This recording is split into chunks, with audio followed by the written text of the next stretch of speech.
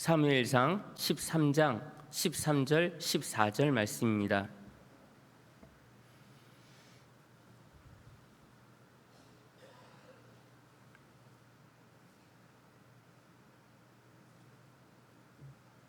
제가 가진 성경으로는 구약성경 427쪽입니다.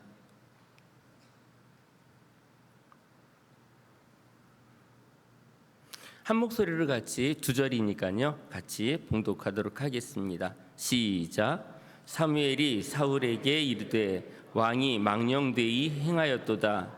왕이 왕의 하나님 여호와께서 왕에게 내리신 명령을 지키지 아니하였도다.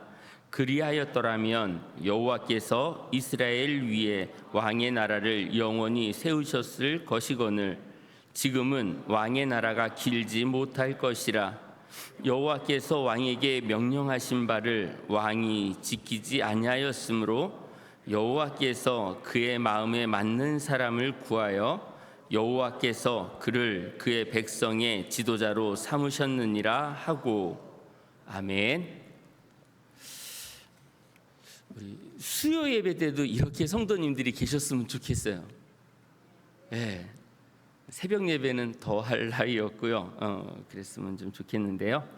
오늘 말씀의 제목을 하나님의 마음에 합한 자라고 이제 정해봤습니다. 우리 성도님들 결혼하신 분도 계시고 결혼을 아직 하지 않고 계신 분들도 계신데 우리 결혼하신 성도님들 중에 배우자님이 100% 다 마음에 들어서 나는 결혼했다. 혹시 있으세요? 결혼을 하려고 보면 사실 그 전에는 막 결혼을 하고 싶었는데 내가 원하는 사람을 찾다 보니까 뭐 이제 나이를 먹게 되고 막 그러니까 조급해지니까 그냥 아무나 붙잡고 이렇게 결혼하신 분은 아니겠지만은 다 좋은데 너무 말라서 아니면 다 좋은데 키가 너무 커서 다 좋은데 사투리를 너무 심하게 써서 아니면 성실한데 너무 묵뚝뚝해서 그러니까 여러 가지 뭐 하나씩은 이렇게 걸리는 게 있었을 것 같아요. 예. 그래도 결혼하셨잖아요 지금. 예. 눈에 사실 콩깍지가 씌어야 결혼한다고 하긴 하는데요. 저는 솔직히 집사람이 100% 다 좋아서 결혼했습니다. 예, 뭐 집사람이 예배를 이걸 볼지 안 볼지 모르겠지만 네네. 네네. 근데 결혼하기 전에는 집사람이 키가 작다고 생각을 못했어요. 제가 사역했던 보육원에서 제가 뭐라고 불렀죠 집사람을? 이쪽은 또 아시네. 어머니라고 불렀어요. 매일 어머니 오늘 뭐 할까요? 뭐 어머니 이거 하셨어요? 뭐 매일 이런 대화가 이루어지다가 결혼을 하는데 그 어머니라는 단어 자체가 집사람이 커 보였나 봐요. 어느 날 보니까 제 턱 밑에 있는 거예요. 이 키가 작구나. 근데 하나도 불편하지 않아요. 같이 사는데 살림하고 뭐 이렇게 하는데 전혀 불편하진 않습니다. 그냥 그렇다는 거죠. 그냥. 네. 세상에 완벽한 사람을 찾기는 사실 너무 힘듭니다. 근데 하나님은 많은 사람들 가운데서 하나님의 일꾼을 뽑으시는 거예요. 신구약 성경이 하나님의 마음에 맞는 사람이라고 정확하게 표기한 사람은 누굴까요? 다윗밖에 없어요. 예. 오늘 읽은 본문의 말씀 앞에 이게 본문에 읽은 말씀에 이제 왕이 책망을 받게 돼요. 사울 왕이 책망을 받게 되는데 이 책망을 받았던 이유는 제사장이 해야 될 일을 사울이 해버린 거예요.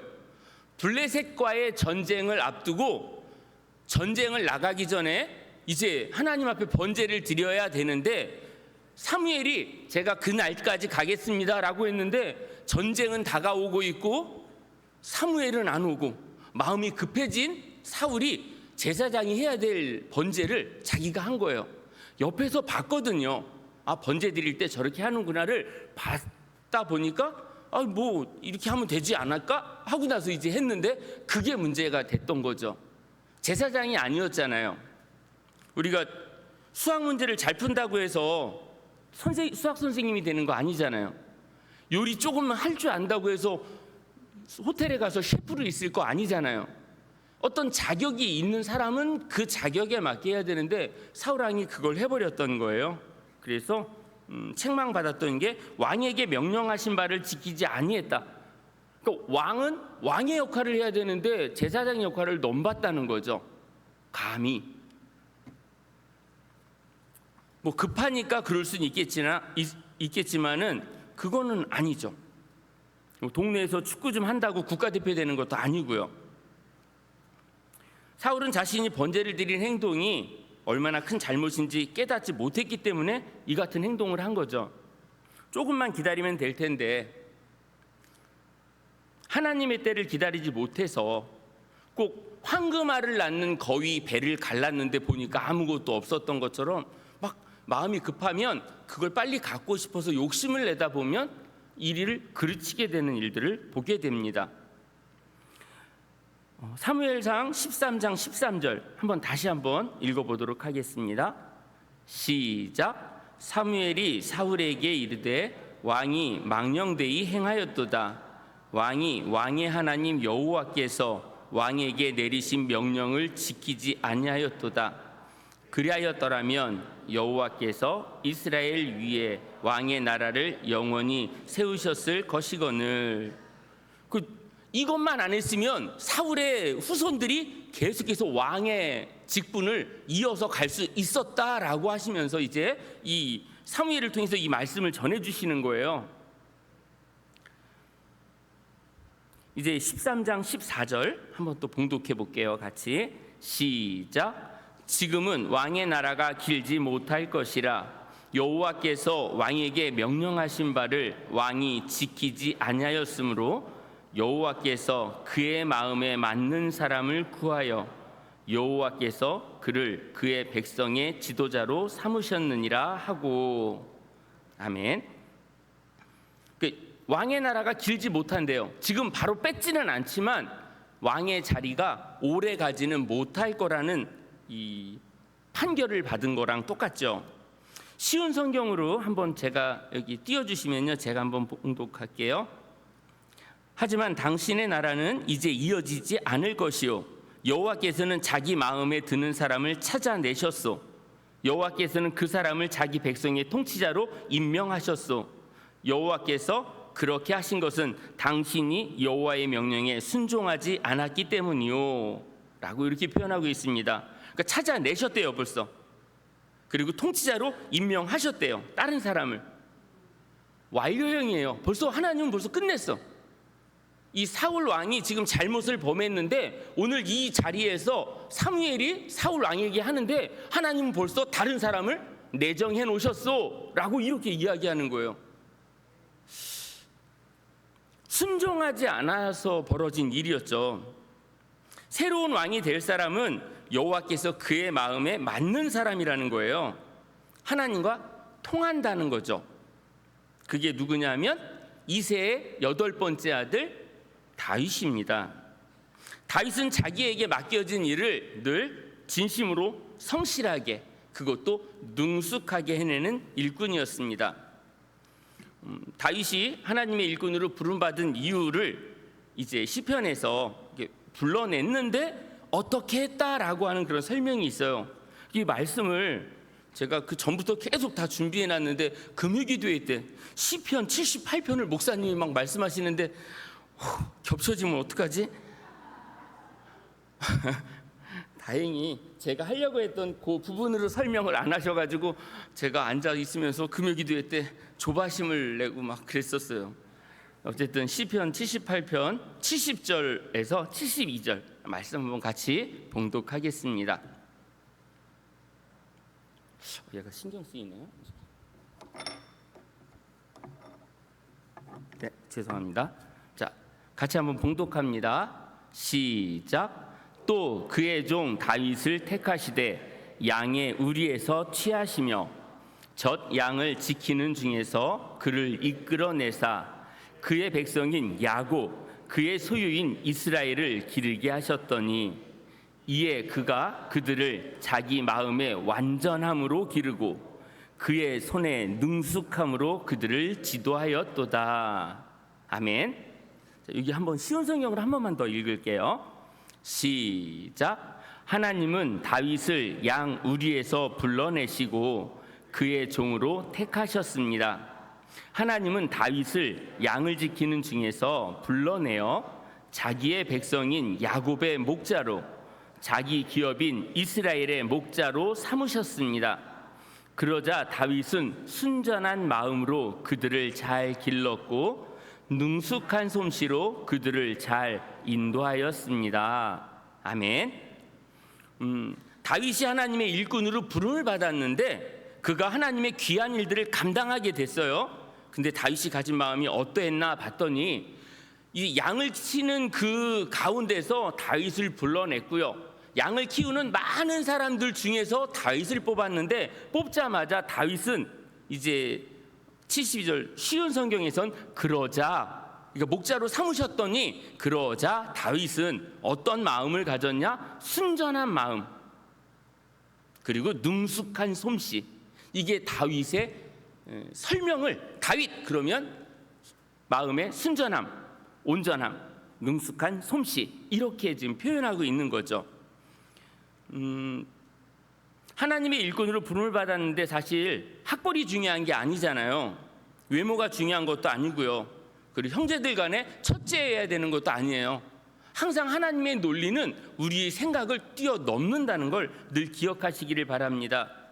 하나님 마음에 합한 자로 인정받을 수 있는 방법은 바로 마음의 완전함입니다. 그리고 능숙함. 하나님은 이거면 오케이라고 우리에게 사인을 주신다는 거죠.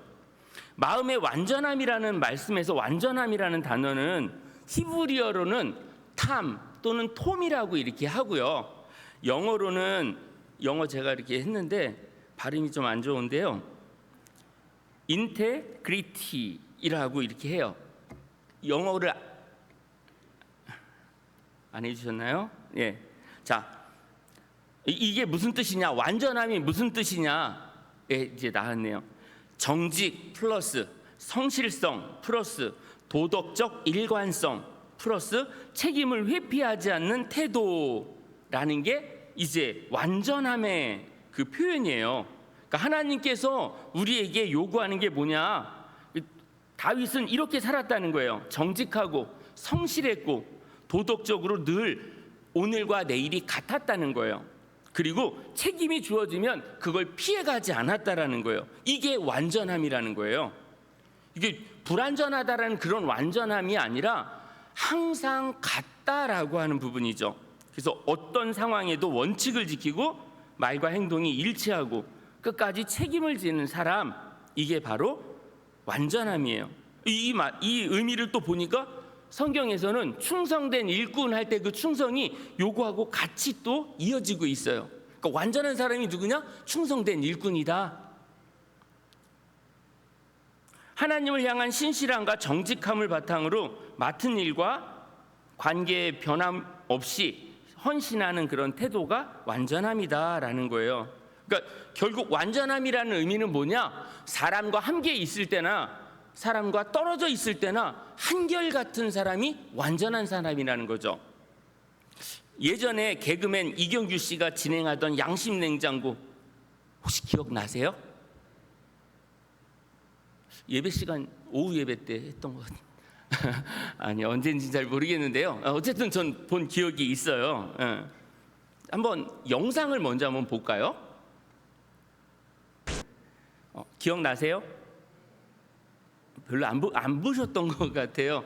예, 새벽까지 기다렸는데 이게 틀렸다 생각하면서 마지막 기다렸는데 새벽 4시 몇 분에 그러니까 얼마든지 아무도 없어, 경찰이 없고 아무도 없는 곳이라 지나가려면 지나갈 수 있었는데 아직 깜빡깜빡하고 있는데 거기 멈춰서 기다렸던 거예요. 세상에서도 사람들이 보던 안 보던 정해졌던 룰을 지키는 그런 부분들이 있는데 하나님의 사람들이 특히 교회 오면 되게 인자하고요, 천사 같은데 집에 가면 되게 엄격하고 무섭고 권위적인 사람이 있다면 교회에서는 한마디도 못하고 네네네네 여다가 집에 가면 야! 이렇게 하면 안 되는 거죠. 집에서도 네네네 여보 뭐 할까요? 막 이렇게 해야 되는데 집에만 가면 권위적인 사람이 된다 그러면 이건 완전한 사람이, 온전한 사람이 아니라는 거죠. 회사에서 능력 있는 사람으로 인정받고 막 솔선수범 일을 하는데 집에만 가면 마네킹이야. 아무것도 안 하고 그냥 가만히 있어. 이게 문제라는 거예요. 우리 삶에 손끝 하나 움직이지 않는 마네킹 같은 사람이 된다면 이건 마음의 완전함이라고 이야기할 수 없다는 거죠.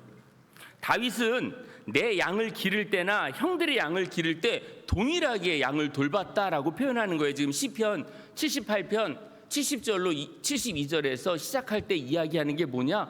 동일한 마음을 갖고 있었다는 거예요. 그 많은 100마리 정도의 양을 키우는데 대충 보면 저기가 내 양, 저기는 형의 양, 뭐 이렇게 해서 있을 거 아니에요. 첫째 형의 양 이렇게 정해져 있는데 내 양이 와가지고 사자가 막 물어 뜯으려고 하면 가가지고 아가리를 찢어가지고 이렇게 해서 양을 꺼내내고 막 이렇게 했는데 형 양이 막 잡히니까 잡히네? 이렇게 놔두지 않았다는 거예요. 형의 양이 잡힐 때도 똑같이 가서 입을 찢어서 양을 구해내는 그런 마음. 내 목숨을 걸고 양을 지켜야 되는데 다윗은 그런 마음이었다는 거예요. 그래서 그 많은 무리들 가운데서 다윗을 뽑아 오신 거예요. 너면 되겠어 라고 하면서 다윗을 뽑아 왔는데 보니 뽑히고 난 그 상태에서 다윗은 어떻게 살았느냐 봤더니 마음의 완전함을 했고요. 근데 왕이 되고 나서는 아무 훈련도 받지 않아. 그러면 안 돼요. 근데 보니까 오늘 거기에서는 능숙함이라는 표현, 그러니까 거기에 전문가가 돼야 되는 거죠. 근데 다윗은 그 모든 걸 겸비한 사람이에요. 역시 왕이 되기에 딱 알맞은 사람이다. 누가 봐도 그렇게 됐다라는 거죠. 교회를 벗어나 아무도 없는 곳에 이르렀을 때도 늘 동일한 모습을 간직한 사람이 마음의 완전함을 가진 사람입니다. 이런 마음을 갖는다는 게 쉬운 건 아닙니다. 저도 가끔씩 이제 조금씩 돌변하는 그런 부분들이 있어요. 운전할 때 조금 그런데 어쨌든 갑자기 끼어드는 차량이 있는데 쌍깜빡이를 안 켜면 막 흥분하죠. 나 놀래게 해놓고 나서 막 이렇게 할 때가 있어요. 저도 그런 게 있는데 좀 화 하나도 안 낼 것 같죠? 이거 웃으시는 건 이유가 뭘까요? 화 많이 낼 것 같아요? 이제 마음의 완전함은 하나님의 일꾼으로 부름받기에 딱 가져야 될 소양인 거예요. 그게 아니면 하나님의 일꾼으로 쓰기가 쉽지 않다라는 거죠. 그리고 가져야 될 항목이 솜씨의 능숙함. 그러니까 하나님이 불렀으면 거기에 맞춰서 실력을 갖춰야 된다라는 거죠. 교회에서 교사나 평원의 그 목자로 임명을 받을 때 서툴 수 있죠. 처음부터 교사였던 게 아니고 목자였던 게 아니니까 10년이 됐는데도 뭘 시키려고 그러면 잘 모르겠는데요, 못하겠는데요. 이거는 아니라는 거예요. 내년도에는 좀 맡기면 네 제가요 감사합니다 이렇게 했으면 좋겠어요. 반응이 영. 대답을 해주셔야죠. 네 이렇게 해주셔야 내년에 일꾼으로 이렇게 임명을 할 수 있죠. 교회에서 계속 1학년 1반에 있다가 해가 바뀌었는데 1학년 2반으로 옮겨지는 일이 없이 1학년 다음에 2학년이 돼야 되고 3학년이 돼야지 계속해서 그 맴돌면서 그 형태에 있으면서 거기에 만족을 한다 그러면 이거는 아니라는 거죠. 나 그래도 20년 다녔는데 한 번도 교사를 안 해봤고요. 20년 됐는데 목자하라 그랬더니 또 못하겠다 그러고요. 이러는 게 아니라 부족하지만 한번 해볼게요. 내가 실력으로 하는 게 아니라니까요. 하나님이 도와주실 때 그 모든 일들이 가능함을 믿으시기 바랍니다. 다윗은 초원에서 양떼를 돌볼 때 좋은 풀 있는 곳으로만 인도하던 리더가 아니었었어요. 그냥 야 여기 맛있는 거 있어, 여기 좋은 신선한 풀이 있어, 그래서 그걸로 갔다가 다시 집으로 가고 이것만 한 게 아니라 양들을 먹는 동안에 수없이 많이 물맷돌로 나무를 맞추고 바위를 맞추고 하는 연습을 계속해서 하는 거예요. 왜냐하면 양을 지켜야 되니까. 그리고 내가 가지고 있는 이 막대기가 튼튼한지 매일 확인을 해봤을 거고.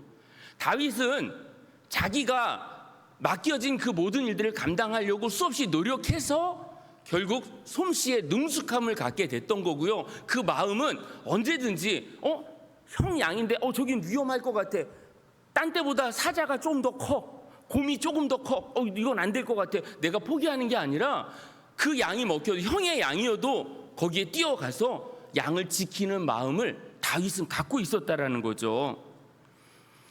하나님의 일꾼으로 부름받고 싶어 하면서도 우리의 마음이 상황에 따라 이랬다 저랬다 한다 그러면 하나님께서 일꾼으로 쓰기가 힘든 거죠. 우리 성도님들이 신앙생활 10년 했고 20년 했으면 남다른 모습을 갖고 있어야 되는 거죠. 저는 아무것도 못하는데요. 우리 동선교회의 모든 성도님들은 뭘 시키겠다 그러면 시켜만 주시면 이런 마음이 있기를 바랍니다. 아멘 소리가 너무 작아서 시키면 시키는 대로 순종하고 나겠습니다. 하실 수 있죠? 네, 그러는 우리 동성교회 모든 가족들이 되기를 바랍니다. 자신이 사는 마을에서 통장도 하고 분회장도 하고 산악회 회장 뭐 이런 거 막 노인정에서 회장도 막 하는데 교회에서 뭐 하라 그러면 못하는데 이러면 안 된다는 거죠. 동네에서는 막 통장도 해보고 싶고 막 근데 여기만 오면 아무것도 안 하려고 하는 그런 거는 하나님이 기뻐할 수가 없어요. 바빠서 여기 안 바쁘신 분 어디 있어요?